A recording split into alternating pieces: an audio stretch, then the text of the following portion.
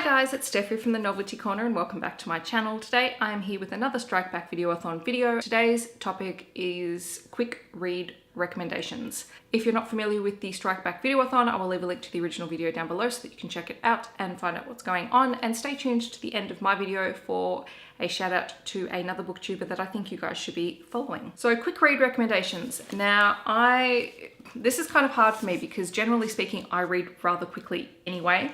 So it makes it really difficult for me to discern what's actually a quick read and what I just read quickly. So bear that in mind, particularly when one of the books I show you is 600 pages.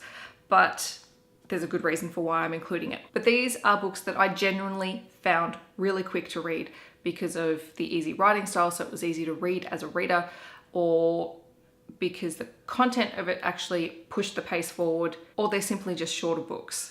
So there's a lot of reasons. So I'm going to start with the longest one just because you guys are going to tell me that I'm nuts. But if you haven't read this book and you want a quick read, I highly recommend it. And that is Ice Station by Matthew Riley. I've been going on and on about this book this month. I know, I'm sorry, I can't help it. I had to bring it up again. It is over 600 pages long, but it is fast.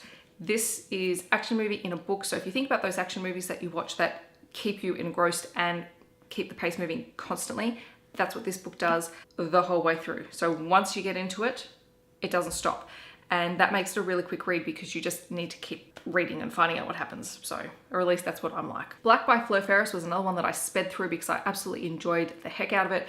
It is a young adult thriller novel. It is Lovers YA. It is the story of Ebony Marshall, nicknamed Black, who the whole town believes is cursed. When her formal date ends up in intensive care, things begin to unravel in her quiet little town and secrets begin to come out. She finds herself having to just trying to work out whether she needs to stay and fight for the life that she has, or if she has to run because of the people who are after her, and it is good.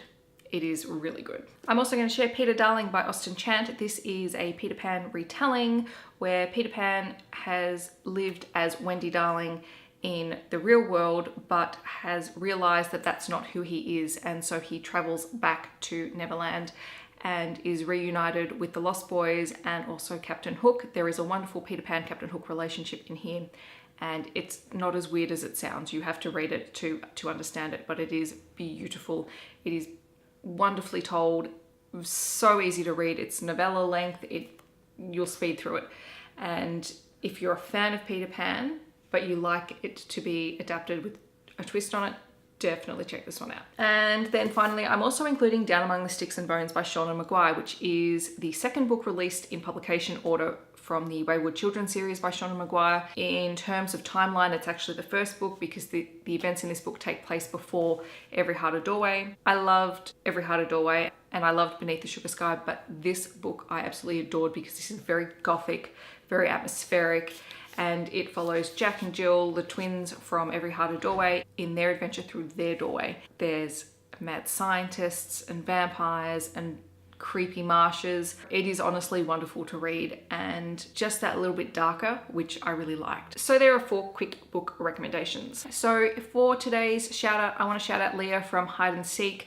She is a booktuber that I've only recently found in the last 2 weeks from another shout out video, and I absolutely adore her content.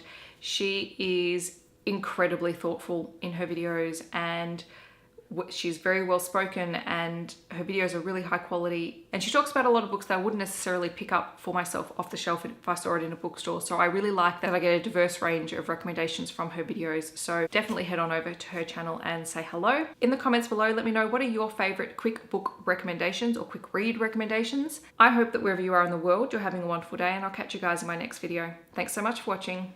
Bye guys.